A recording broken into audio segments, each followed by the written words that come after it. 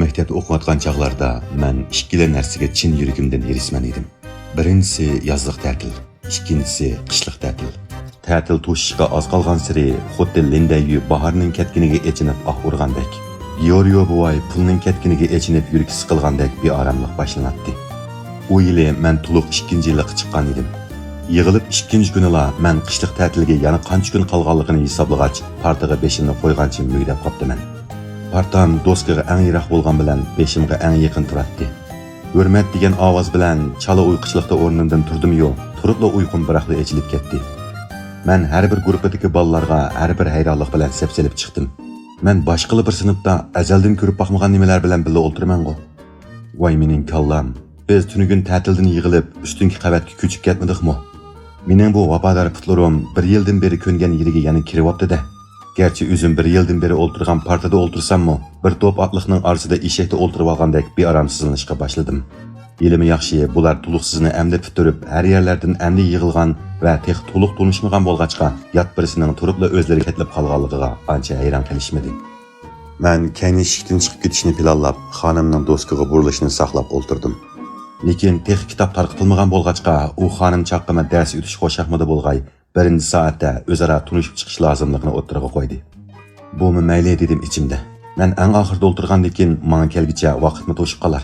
Har birisi 1 minutdan tunishtirsimi? Yo'q, o'zini tunishtirishga 1 minut yetmas deb o'ylayman. Ishqilib, bu soatning meni avar qilmay to'shib ketishida umid zo'r. Men bir narsalarni jijilg'ach o'ltiray deb qalbimni qo'limga oldim.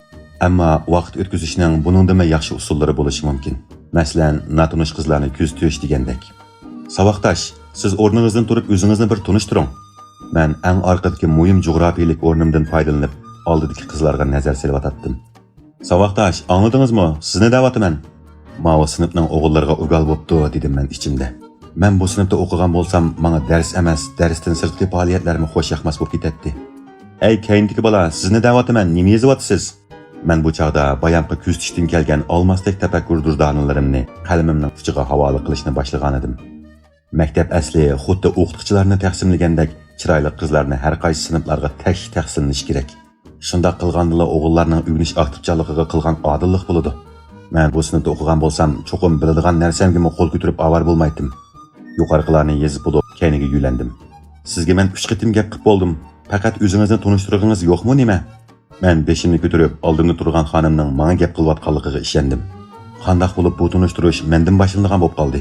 Men texi bu chaqcha oldidagi birarsi o'zini tunishtiryotdi deb o'ylabdiman. Amalsiz o'rnimdan qopdim. Mening talatimdan o'zimni emas, ismimni tunishtirib bo'lolmaydiganligimga ko'zi yetgan xonim savollarni parchalab so'rashga boshladi. Burun nerda o'qigan edingiz? Mush yerda, dedim men asara qutulishni o'ylab. Kimning sinfida o'qigan? Erkin muallimning, dedim yana o'ylanmayla. Erkin muallimning bolalari bu yil to'liq 2 ga chiqqandi.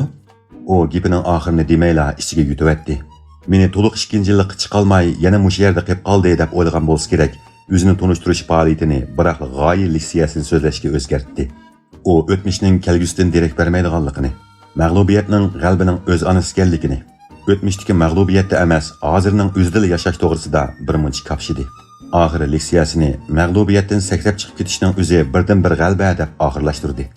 Men bu sinfdan sakrab chiqib ketishning o'zini birdan-bir g'alba deb o'ylagachqa, uning meni yoshirin obyektiv qilib so'zlagan litsiyasiga ortiqcha radiya bermadim. U garchi aniq demagan bo'lsa-mu, sinfdagi hammasi bu litsiyani mening yillik qolganligimga bo'lgan tasalli deb tushundi. Bu yo'llari va ko'zlarini ishqi selishib, menga yistashliq nazarlarini sadiqa qildi. Sadiqalar endi oxirlashiga pakar bir muallim beshini eshikdan tiqqanicha maktab mudiri kiryotdi. Sinfni bir to'ba yutinglar deb qoldi. Ajab baland bo'ldi, dedim men o'rnimdan turibla to'baga eng yaqinligimdan foydalanib. Yuyib kirgan banada chiqib ketayda, bu sinf meni va to'basini ikkinchi bir ko'ray deb o'ylamasin. Bo'ldi, yuymayla to'bali yuta, dedi u mening oldimda to'sib. Mening oldirab mangan qadamlarim yana keyniga qaytdi. Keyniga qaytsin mayliti, har bir partining ostiga chiqib qaytdi. Butun sinfni yuragimning yoshlarini aytgandek azobda etib chiqdim. Bu sinf o'zimning sinfi vaqtidami biror qatim to'balab baqiribni bilmayman. Boshqalarning yistashliq nazari ostida xalqning sinfini to'balamoq bak og'ir keldi. Dedim men to'bani qo'yib, ma soat ajab bir to'shmadi.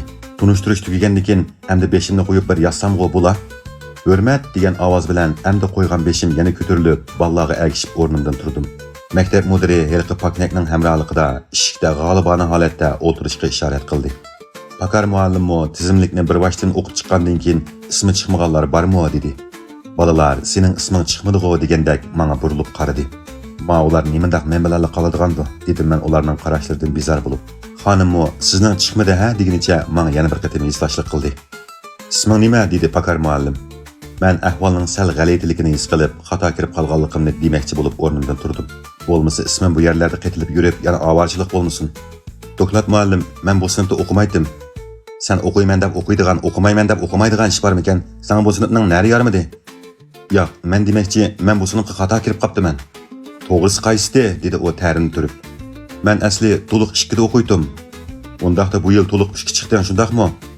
Qandaq deysiz dedim men uning hisobotini to'g'ri tushuna olmay. Asli to'liq 2 da o'qigan bo'lsang, bu yil to'liq 3 chiqarsan? Yo'q, to'liq 2 ga endi chiqaman. Baya amsa asli to'liq 2 da o'qiydim deding-ku. Undaqda xato deb qo'ygan o'xshayman. Asli to'liq 1 da o'qiydi ekanman. Men garchi nimani xato deb qo'yganligimni bilmasam-mu, bolalarning kulgisi ostida xili o'ng'aysizlandim. Ishik oldi turgan sho'jangmi ullik ovozda surdi. Sen zodi qaysi sinfding? Burunmi, hozirmi? Bolalarning paraqlab kulgan ovozidan texnik jiddiyleşib ketdim. Men yana bayonqidek g'alati gap chiqmasin deb tafsili so'rovlay degan xolos. Hozirlikni bilolmay so'rayotgansa dedi Pakar sinfni jimjitib. Burun zodi qaysi sinfda o'qiyding? Burun men mush sinf dedim men dona deyishga tirishib. Lekin oxirini demay turibla u yana gapimni tortib oldi. Hey dedi o sho'janing oldida o'zining bilarmanligini ko'rsatmoqchi bo'lgandek. Burun sen qandaqsiga bu sinfda bo'lsan? Bu to'liqsizini bitirgan bolalarga endi yangi ochgan sinf tursa. Yana kulki ovoz ko'tarildi.